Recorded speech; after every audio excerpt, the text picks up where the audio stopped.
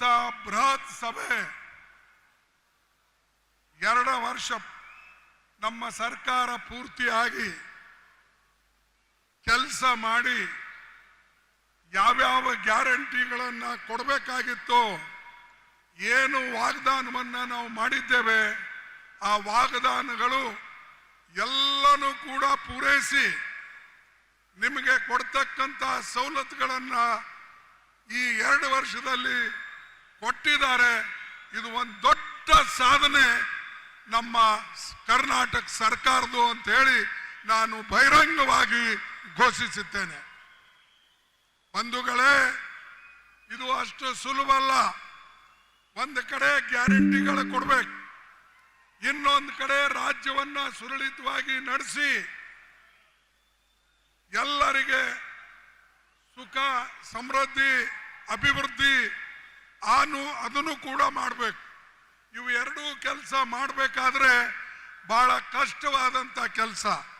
ಆದರೆ ನಮ್ಮ ಕರ್ನಾಟಕ ಸರ್ಕಾರ ಸಿದ್ದರಾಮಯ್ಯ ಅವರ ನೇತೃತ್ವದಲ್ಲಿ ಹಾಗೂ ಕೆಪಿಸಿಸಿ ಅಧ್ಯಕ್ಷರ ನೇತೃತ್ವದಲ್ಲಿ ಇದು ಬಹಳ ಸುರಳಿತವಾಗಿ ನಡೆದಿದೆ. ಅದಕ್ಕೆ ನಾನು ಈ ಸರ್ಕಾರಕ್ಕೆ ಹಾರ್ದಿಕವಾದಂತಹ ಅಭಿನಂದನೆಗಳನ್ನು ಸಲ್ಲಿಸ್ತೇನೆ. ಬಂಧುಗಳೇ, ಅನೇಕ ಜನ ಅನೇಕ ಗ್ಯಾರಂಟಿಗಳು ಕೊಡ್ತಾರೆ. ಮೋದಿ ಅವರು ಕೂಡ ಒಂದು 20 ಗ್ಯಾರಂಟಿ ಕೊಟ್ಟಿದ್ದಾರೆ. ನಿಮ್ಗೆಲ್ಲ ಗೊತ್ತಿದೆ, ನಾನು ಹೇಳಬೇಕಾಗಿಲ್ಲ. ಅವ್ರೇನು ಗ್ಯಾರಂಟಿ ಕೊಟ್ಟರು? ನಾನು ಅಧಿಕಾರಕ್ಕೆ ಬಂದ ಮೇಲೆ ಹೊರದೇಶದಲ್ಲಿರ್ತಕ್ಕಂಥ ಕಪ್ಪು ಹಣ ತಂದು ಪ್ರತಿ ಒಬ್ಬರಿಗೆ 15 ಲಕ್ಷ ರೂಪಾಯಿ ಕೊಡ್ತೀನಿ ಅಂತ ಹೇಳಿ ಅವರು ಎಲ್ಲರಿಗೆ ಒಂದು ಪ್ರಮಾಣ ಮಾಡಿ ಹೇಳಿದ್ರು. ಅದನ್ನ ಕೊಡಕ್ಕಾಯ್ತಾ? ಅವರಿಗೆ ಆಗಲಿಲ್ಲ. ಅದೇ ರೀತಿಯಾಗಿ 2 ಕೋಟಿ ನೌಕರಿಗಳು ಕೊಡ್ತೀನಿ ಅಂದ್ರು. ಅದು ಕೊಡಕ್ಕಾಯ್ತಾ? ಅವರಿಗೆ ಆಗಲಿಲ್ಲ. ನೋಟ್ ಬಂದಿ ಮಾಡಿದ್ರು. ಮಾಡಿ ನಾನು ದೇಶಕ್ಕೆ ಉದ್ಧಾರ ಮಾಡ್ತೀನಿ ಅಂತ ಹೇಳಿ ಎಲ್ಲಿ ಬಡವರ ಸಂಸಾರಗಳನ್ನ ಹಾಳು ಮಾಡಿದ್ರು. ಇಂಥವ ಅನೇಕ ವಿಚಾರಗಳಿವೆ.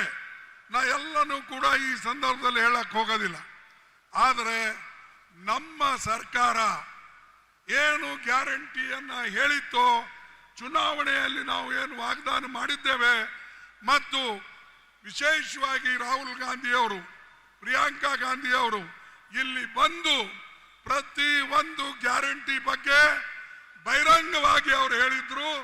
ಅದನ್ನ ಇವತ್ತು ಕರ್ನಾಟಕ ಸರ್ಕಾರ ಇಂಪ್ಲಿಮೆಂಟ್ ಮಾಡಿದೆ, ಅನುಷ್ಠಾನದಲ್ಲಿ ತಂದಿದೆ. ಇದು ಬಹಳ ದೊಡ್ಡ ಸಾಧನೆ ನಮ್ಮದಾಗಿದೆ.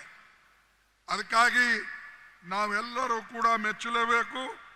ಮತ್ತು ಇನ್ನೊಂದು ವಿಶೇಷವಾಗಿ ನಾವು ನೋಡ್ತಕ್ಕಂಥದ್ದು, ಈಗ ದೇಶದಲ್ಲಿ ಅನೇಕ ಘಟನೆಗಳು ನಡೆದಿವೆ.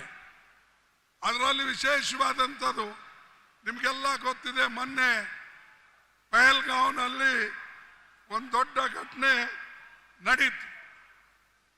ಆ ಪಹಲ್ಗಾಂವ್ನಲ್ಲಿ 26 ಜನರದ ಕೊಲೆ ಆಯ್ತು. ಯಾಕೆ ಕೊಲೆ ಆಯ್ತು? ಯಾಕಂದ್ರೆ ಮೋದಿ ಸರ್ಕಾರ ಅಲ್ಲಿ ಸೆಕ್ಯೂರಿಟಿ ಕೊಟ್ಟಿಲ್ಲ. ಯಾರು ಟೂರಿಸ್ಟ್ ಹೋಗಿದ್ರು, ಅಲ್ಲಿ ಯಾರು ನೋಡಕ್ ಹೋಗಿದ್ರು, ಅವರಿಗೆ ಪೊಲೀಸ್ ಸೆಕ್ಯೂರಿಟಿ ಆಗಲಿ, ಬಾರ್ಡರ್ ಫೋರ್ಸ್ ಆಗಲಿ, ಅಥವಾ ಅಲ್ಲಿ ಮಿಲಿಟರಿ ಆಗಲಿ ಅವರಿಗೆ ಸಹಾಯ ಮಾಡಲಿಲ್ಲ. ಅದಕ್ಕಾಗಿ 26 ಜನ ಕೊಲೆ ಅಲ್ಲಿ ಆಯ್ತು. ಆದ್ರೂ ಮೋದಿ ಒಂದು ಮಾತಾಡ್ಲಿಲ್ಲ ಅದ್ರ ಬಗ್ಗೆ. ಮೋದಿ ಬರೇ ತನಗೇನು ಹೇಳಬೇಕು ಅದನ್ನ ಹೇಳ್ಕೊಂಡು ಹೋದ್ರು. ಮತ್ ನಾನು ಒಂದು ಮಾತನ್ನ ಹೇಳಿದ್ದೇನೆ, ಇನ್ನೂವರೆಗೆ ಅದರ ಉತ್ತರವನ್ನ ಬಂದಿಲ್ಲ. ಮೋದಿ ಅವರು 17ನೇ ತಾರೀಕು ಕಾಶ್ಮೀರ್ಗೆ ಹೋಗೋರಿದ್ರು. ಆದ್ರೆ 17ನೇ ತಾರೀಕು ಕಾಶ್ಮೀರ್ಗೆ ನೀವು ಹೋಗಬೇಡಿ ಅಂತ ಹೇಳಿ ಬೇಹುಗಾರಿಕೆ, ಅಲ್ಲಿರ್ತಕ್ಕಂಥ ಇಂಟೆಲಿಜೆನ್ಸು ಅವರಿಗೆ ಹೇಳಿದ್ರು, ನೀವು ಹೋಗ್ಬೇಡಿ, ಪಾಕಿಸ್ತಾನದಲ್ಲಿ ಇದು ಕಾಶ್ಮೀರ್ನಲ್ಲಿ ಗಲಾಟೆ ಆಗ್ತದೆ, ಅದಕ್ಕಾಗಿ ದಯವಿಟ್ಟು ನೀವು ಕ್ಯಾನ್ಸಲ್ ಮಾಡಿ ಅಂತ ಹೇಳಿ ಅಲ್ಲಿ ಕ್ಯಾನ್ಸಲ್ ಮಾಡಿಸಿದ್ರು. ಇದು ನಿಮಗೆ ಗೊತ್ತಿದ್ದಾಗ 17ನೇ ತಾರೀಕು ನೀವು ಕಾಶ್ಮೀರ್ಗೆ ಹೋಗ್ತಕ್ಕಂಥ ಪ್ರೋಗ್ರಾಮನ್ನ ಕ್ಯಾನ್ಸಲ್ ಮಾಡುವಾಗ ನೀವು ಯಾಕೆ ಈ ಟೂರಿಸ್ಟ್ ಅನ್ನ ಪೊಲೀಸರ ಮುಖಾಂತರ ಯಾಕೆ ಹೇಳಲಿಲ್ಲ? ನೀವು ಹೋಗ್ಬೇಡಿ, ಅಲ್ಲಿ ತೊಂದರೆ ಇದೆ ಅನ್ನತಕ್ಕಂಥ ಮಾತು ನೀವು ಹೇಳಲಿಲ್ಲ. ಹೇಳಿದ್ರೆ 26 ಪ್ರಾಣಗಳನ್ನ ಉಳಿತೀವು. ಮತ್ತು ನಮ್ಮ ಈಗೇನು ನಾವು ಹೆಚ್ಚು ಕಡಿಮೆ ಚುಟ್ಪುಟ್ಟು ಯುದ್ಧಗಳು ನಡೆದಿವೆ, ಅಥವಾ ನಮ್ಮ ಪಾಕಿಸ್ತಾನ ವಿರುದ್ಧ ನಾವೇನು ಈ ಘರ್ಷಣೆ ಮಾಡ್ತಾ ಇದ್ದೇವೆ, ಪಾಕಿಸ್ತಾನ ಕೆಲಸ ಅಂತೂ ಯಾವಾಗಲೂ ಬರೇ ನಮ್ಮ ಭಾರತ ದೇಶ ಮೇಲೆ ಗೂಬಿ ಕೂಡಿಸ್ತಕ್ಕಂಥದ್ದು. ಅವ್ರಿಗೆ ಶಕ್ತಿ ಇಲ್ಲ, ಶಕ್ತಿಹೀನರು. ಇವತ್ತು ಚೈನಾದಿಂದ ಸಪೋರ್ಟ್ ತಗೊಂಡು ಅವರು ನಮ್ಮ ಮೇಲೆ ದಾಳಿ ಮಾಡತಕ್ಕಂಥ ಪ್ರಯತ್ನವನ್ನ ಮಾಡಿದ್ದಾರೆ. ಇದು ಎಂದೂ ಕೂಡ ನಮ್ಮ ದೇಶ ಸಹಿಸೋದಿಲ್ಲ. ನಾವು ಒಕ್ಕಟ್ಟಿದ್ದೇವೆ ಅಂತ ಹೇಳಿ ನಾನು ಮೊದಲೇ 22ಕ್ಕೆ ಬೆಂಗಳೂರಿನಲ್ಲಿ ಹೇಳಿದ್ದೆ. 22ಕ್ಕೆ ನಾ ಬೆಂಗಳೂರಿನಲ್ಲಿ ಹೇಳಿ ಇಡೀ ದೇಶ ಒಕ್ಕಟ್ಟಾಗಿ ಸರ್ಕಾರಕ್ಕೆ ನಾವು ಬೆಂಬಲ ನೀಡಬೇಕು, ಮತ್ತು ಯಾರು ನಮ್ಮ ವಿರುದ್ಧ ಹೋರಾಟಕ್ಕೆ ಬರ್ತಾರೋ ನಾವೆಲ್ಲರೂ ಸೇರಿ ವಿರುದ್ಧ ಮಾಡೋಣ, ಹೋರಾಟ ಮಾಡೋಣ, ಅದಕ್ಕಾಗಿ ಪ್ರಾಣ ಕೊಡೋಣ. ದೇಶ ಅನ್ನತಕ್ಕಂಥದ್ದು ಮುಖ್ಯ, ಆಮೇಲೆ ಜಾತಿ ಧರ್ಮ ಎಲ್ಲ. ಆದ್ರೆ ಇಲ್ಲೇನಾಗಿದೆ, ಇವತ್ತು ವಿಶೇಷವಾಗಿ ಮೋದಿ ಮುಖ್ಯ ಆಗಿದ್ದಾರೆ, ದೇಶ ಆಮೇಲೆ. ಯಾಕಂದ್ರೆ ಅವ್ರಿಗೆ ಉಳಿಸಕ್ಕೆ ನೀವು ವಿಶೇಷವಾದಂತ ಮಾಹಿತಿ ಕೊಡ್ತೀರಿ, ಆದ್ರೆ ಬಡವರಿಗೆ ಸಂರಕ್ಷಣೆಗಾಗಿ ಕೊಟ್ಟಿಲ್ಲ. ಇದು ನಾವು ತಿಳ್ಕೊಳ್ಬೇಕು. ದೇಶಕ್ಕಾಗಿ ನಾವು ಹೋರಾಡ್ತೇವೆ, ಬರೇ ನೀವೇ ಅಲ್ಲ, ಕಾಂಟ್ರಾಕ್ಟ್ ಯಾರು ನೀವೇ ತಗೊಂಡಿಲ್ಲ. ಈ ದೇಶಕ್ಕಾಗಿ ಇಂದಿರಾ ಗಾಂಧಿ ಅವರು ತನ್ನ ಪ್ರಾಣ ಕೊಟ್ಟಿದ್ದಾರೆ, ರಾಜೀವ್ ಗಾಂಧಿ ಅವರು ತನ್ನ ಪ್ರಾಣವನ್ನು ಕೊಟ್ಟಿದ್ದಾರೆ. ಅದೇ ರೀತಿಯಾಗಿ ಮಹಾತ್ಮ ಗಾಂಧೀಜಿ ಅವರು ಸ್ವಾತಂತ್ರ್ಯ ತಂದು ಕೊಟ್ಟು ತನ್ನ ಪ್ರಾಣವನ್ನ ಈ ದೇಶಕ್ಕಾಗಿ ಕೊಟ್ಟಿದ್ದಾರೆ.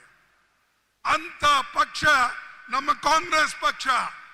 ಇಂಥ ಕಾಂಗ್ರೆಸ್ ಪಕ್ಷಕ್ಕೆ ನೀವು ಗೂಬಿ ಕೂಡಿಸ್ತಕ್ಕಂಥ ಪ್ರಯತ್ನ ಮಾಡ್ತೀರಿ, ನಮ್ಮ ಮೇಲೆ ಕೇಸ್ ಹಾಕೋ ಪ್ರಯತ್ನ ಮಾಡ್ತೀರಿ, ನಮಗೆ ಇಡಿ ಕೇಸ್ ಹಾಕ್ತೀರಿ.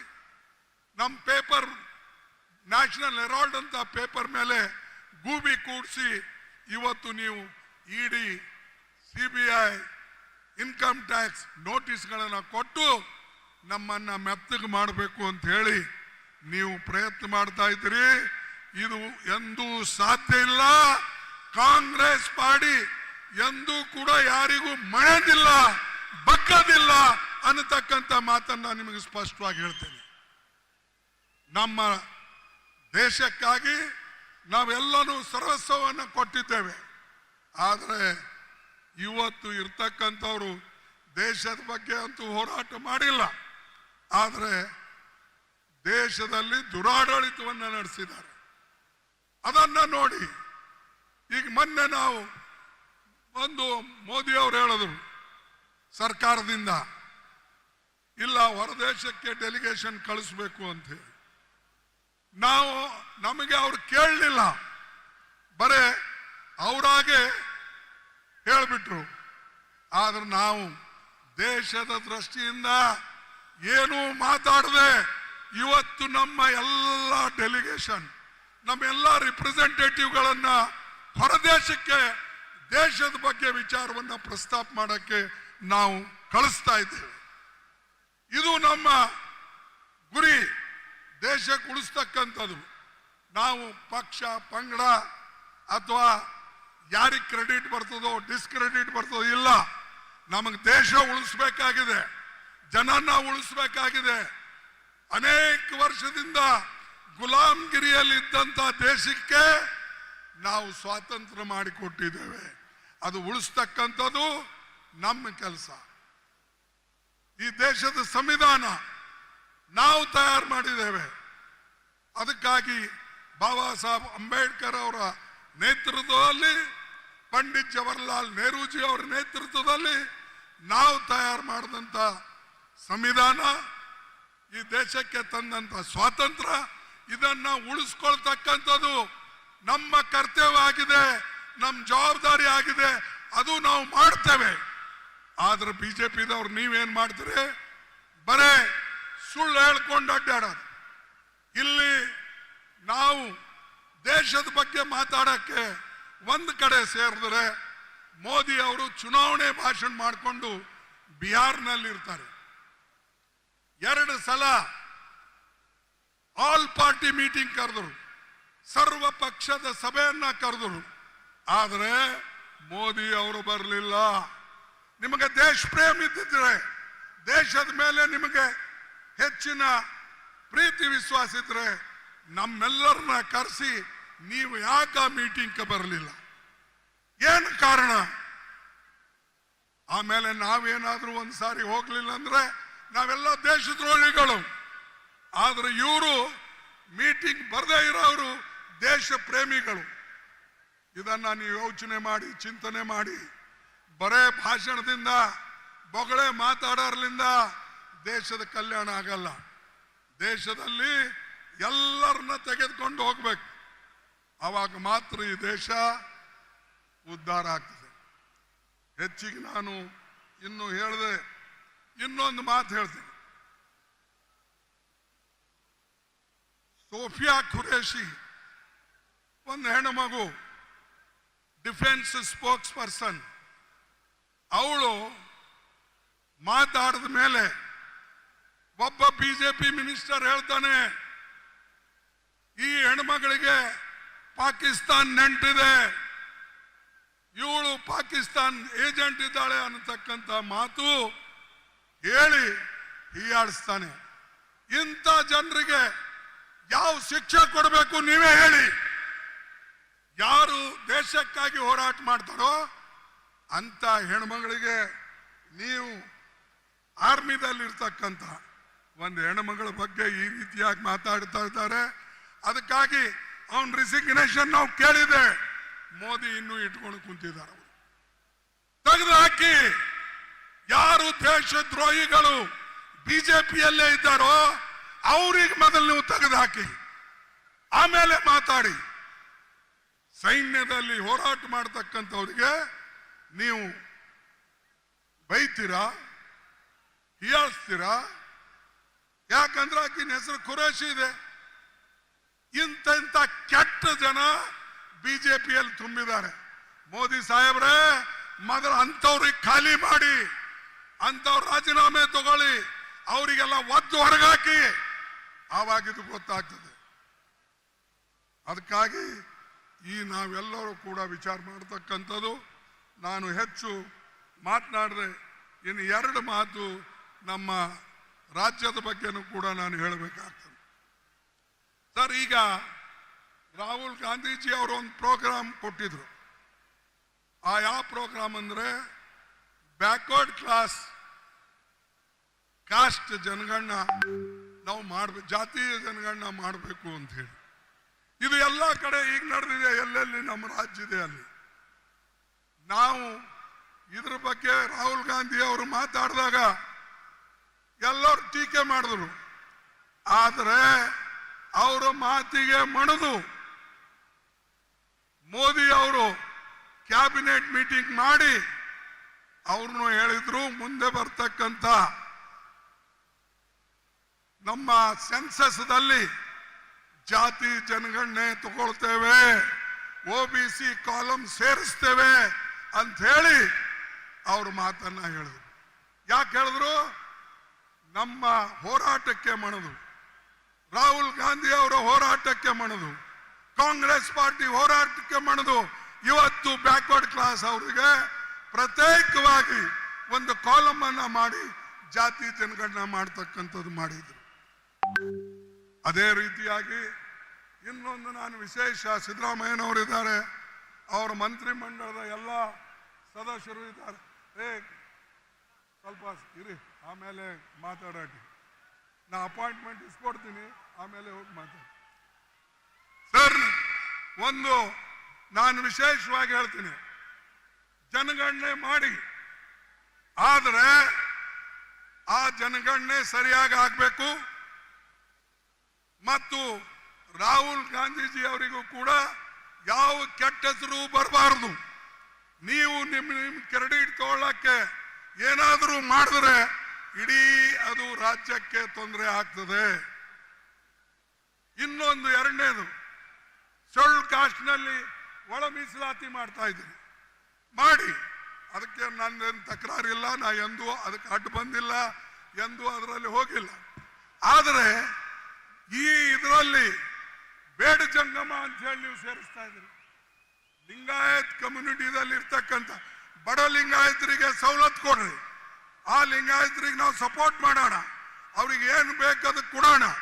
ಆದ್ರೆ ಶೆಡ್ಯೂಲ್ ಕಾಸ್ಟ್ ಲಿಸ್ಟ್ ನಲ್ಲಿ ಬೇಡ ಜಂಗಮ ಅಂತ ಸೇರಿಸಿ 500 ಜನ ಇದ್ದವರು ಇವತ್ತು ಸುಮಾರು 4 ಲಕ್ಷ 5 ಲಕ್ಷ ಹೇಗಾದರು? ಇದನ್ನ ನೀವು ಇದ್ರ ಬಗ್ಗೆ ಎಲ್ಲೋದ್ರು ಹೋದ್ರೆ ನೀವು Siddaramaiah? No, this is unfair. If Bed Jangama, if they are included in scheduled caste list, it will go against the untouchable scheduled caste, all the scheduled caste, and these people are nearly only 500 people in Hyderabad, Karnataka. Today, they are nearly 4.5 lakhs. Where from they have come? ಎಲ್ಲಿಂದ ಬಂದರು? ಅಂದ್ರೆ ಈ ರೀತಿಯಾಗಿ ನೀವು schedule caste ಜನರ ಹಕ್ಕನ್ನ ಒಂದು ಕಿತ್ಕೊಳ್ಬೇಕಂತ ಮಾಡಿರೋ, ಏನು ಅವ್ರಿಗೆ ಸಹಾಯ ಮಾಡ್ಬೇಕಂತ ಮಾಡಿರೋ? ಯಾರು ಫಾಲ್ಸ್ ಸರ್ಟಿಫಿಕೇಟ್ ಕೊಡ್ತಾರೋ ಮೊದಲು ಅವ್ರಿಗೆ ಒಳಗೆ ಹಾಕಿ ಅವ್ರಿಗೆ ಕೇಳಿ, ಇಲ್ಲಾದ್ರೆ ಇಡೀ ಸಮಾಜಕ್ಕೆ ನಾವು ದ್ರೋಹ ಮಾಡ್ದಂಗೆ ಆಗ್ತದೆ. ಯಾರೇ ಇರಲಿ, ನಾವು ಎಲ್ಲರೂ ಕೂಡ ಒಂದಾಗಿ ಇಂಥ ಜಟಿಲ ಸಮಸ್ಯೆಗಳಿಗೆ ಸಮಾಧಾನ ತಂದು ಸರಿ ಮಾಡಬೇಕು. ಅದಕ್ಕಾಗಿ ನಾನು ಕೈ ಜೋಡಿಸಿ ಸರ್ಕಾರಕ್ಕೂ ಕೇಳ್ತೇನೆ, ನಿಮಗೂ ಕೇಳ್ತೇನೆ, ಯಾರೂ ಫಾಲ್ಸ್ ಸರ್ಟಿಫಿಕೇಟ್ ಮಾಡಬೇಡಿ. ಯಾಕಂದ್ರೆ ನಿಮಗೆ ಸರಿಯಾಗಿ ಸಹಾಯ ಆಗಲಿ ಅಂತ ಹೇಳಿ ಒಂದು ಕಡೆ ರಾಹುಲ್ ಗಾಂಧಿ ಅವರು ಈ ಕಾರ್ಯಕ್ರಮ ಹಾಕಿದ್ದಾರೆ, ಇನ್ನೊಂದು ಕಡೆ ರಾಜ್ಯ ಸರ್ಕಾರ ಈ ಒಳ ಮೀಸಲಾತಿಯ ಪ್ರೋಗ್ರಾಮ್ ಅನ್ನು ತಂದಿದೆ. ಅಂತರದೊಳಗೆ ನಾವು ಬೇರೆಯವ್ರನ್ನ ಸೇರಿಸಿ ಇದನ್ನ ವಿಫಲಗೊಳಿಸ್ತಕ್ಕಂಥ ಪ್ರಯತ್ನ ಮಾಡಿದ್ರೆ ಖಂಡಿತವಾಗಿ ರಾಜ್ಯಕ್ಕೂ ಒಳ್ಳೆಯದಿಲ್ಲ, ದೇಶಕ್ಕೂ ಒಳ್ಳೆಯದಾಗಲ್ಲ. ಅದಕ್ಕಾಗಿ ಬಂಧುಗಳೇ, ನಾ ಇನ್ನು ಹೆಚ್ಚಿಗೆ ಹೇಳ್ತಾ ಇವತ್ತು ಹೆಚ್ಚಿಗೆ ಹೇಳಲಾರ್ದೆ ನನ್ನ ಮಾತನ್ನ ಇವತ್ತು ಮುಗಿಸ್ತೇನೆ. ಮತ್ತು ಕೊನೆಯದಾಗಿ ರಾಹುಲ್ ಗಾಂಧೀಜಿ ಅವರು ಬಂದು ಇಲ್ಲಿ ನಿಮ್ಮೆಲ್ಲರನ್ನ ಉದ್ದೇಶಿಸಿ ಮಾತಾಡಿದಕ್ಕಾಗಿ ನನ್ನೆಲ್ಲರ ನಮಸ್ಕಾರಗಳನ್ನು ಹೇಳಿ ಮಾತು ಮುಗಿಸ್ತೇನೆ. ಒಂದು ಸ್ಲೋಗನ್ ಅನ್ನ ಕೂಗ್ತೇನೆ, ಜೈ ಹಿಂದ್, ಜೈ ಹಿಂದ್. ಏನ್ ಮೂಕರಿದ್ದೀರಾ? ಯಾರಿದ್ರಿ ನೀವು? ಜೈ ಹಿಂದ್, ಜೈ ಹಿಂದ್, ಜೈ ಕಾಂಗ್ರೆಸ್, ಜೈ ಕಾಂಗ್ರೆಸ್. ನಿಮ್ಮೆಲ್ಲರಿಗೆ ವಂದನೆಗಳು. ನಾನು ಮಾತು ಮುಗಿಸ್ತೇನೆ. ಜೈ ಹಿಂದ್.